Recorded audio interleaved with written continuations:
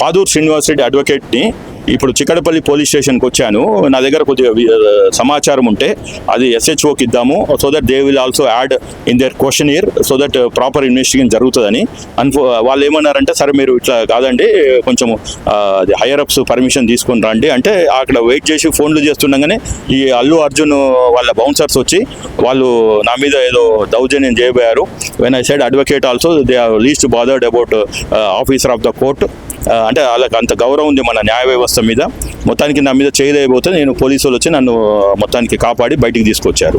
So నేను దీని మీద మళ్ళీ Allu Arjun and is bouncers మీద ఇన్వెస్టిగేషన్ చేయమని పెడుతున్నాను. క్యాన్సిల్ అవుతుంది because he has broken the law.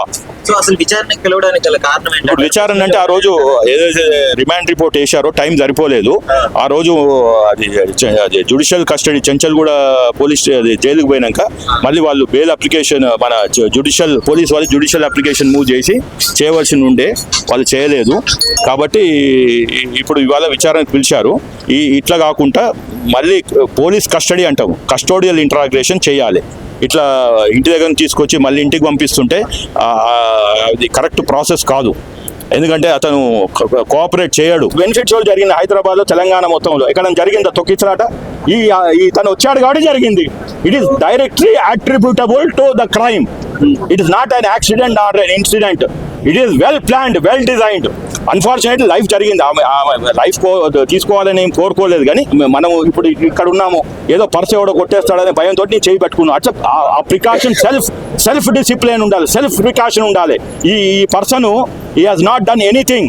ఆ హైపులో ఉన్నాడు. నేను ఈ సినిమాని ఇంకా 300 కోట్ల నుంచి 500 నుంచి 1000 నుంచి 1500 ఆ ర్యాట్ రేసులే ఉన్నాడు, కానీ మానవత్వం మర్చిపోయాడు. ఇలా మొన్ననే పెద్ద మనిషి మాదిరిగా చెప్తున్నాడు, నాకు హ్యూమానిటీ లేదు, హ్యూమన్ క్యారెక్టర్ అసాసినేట్ చేస్తున్నాడు. కాదు, నువ్వు ఒక వెల్ ప్లాన్డ్ డిజైన్ తోటి వచ్చావు. నువ్వు హైప్ క్రియేట్ చేసుకుందాం అనుకున్నావు. బెనిఫిట్ షో తర్వాత మిగిలిన 2-3 షోస్ కూడా ఇలానే తీసుకుందాం అనుకున్నావు. నువ్వు వచ్చి బైట్స్ ఇద్దాం అనుకున్నావు. అన్ఫార్చునేట్లీ అక్కడ తొక్కిసలాట ఆమె చనిపోయింది కాబట్టి థియేటర్ నుంచి వెళ్ళిపోయావు. లేకుంటే రాత్రి 1 దాకా 2 దాకా ఈ చిక్కడపల్లిలో ఈ రెసిడెన్షియల్ ఏరియాలో హల్లా గుల్లా నడిచేది. కాబట్టి ఇలాంటిది ప్రభుత్వం ఎంకరేజ్ చేయొద్దు. ప్రభుత్వం ఇచ్చిన వీళ్ళు సెలబ్రిటీస్, వాళ్ళకు కూడా బుర్రబుద్ధి ఉంది కదా. Is also having God has given some brain, he has to apply that brain. So bail రద్దు అయ్యే అవకాశం ఎంత ఉందని అనుకుంటున్నాను? 100% ఉంది. పోలీసులు ఇమీడియట్ గా మూవ్ చేయాలి, తీసుకొని కస్టోడియల్ ఇంటరాగ్రేషన్ చేయాలి. కస్టోడియల్ ఇంటరాగ్రేషన్ చేస్తేనే సమగ్ర విచారం బయట పెడతాడు. లేకుంటే ఇలా వస్తాడు. పాదూర్ శ్రీనివాస్ రెడ్డి అడ్వకేట్ బాబు, అడ్వకేటే ఉంటాడు, senior advocate.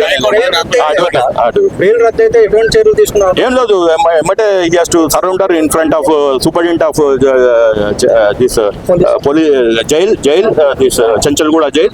Then he will be under trial till he gets a regular bail. అతనికి రెగ్యులర్ బెయిల్ వస్తుంది, తర్వాత ఛార్జ్ షీట్ వేస్తారు. He will be on a bail, no problem.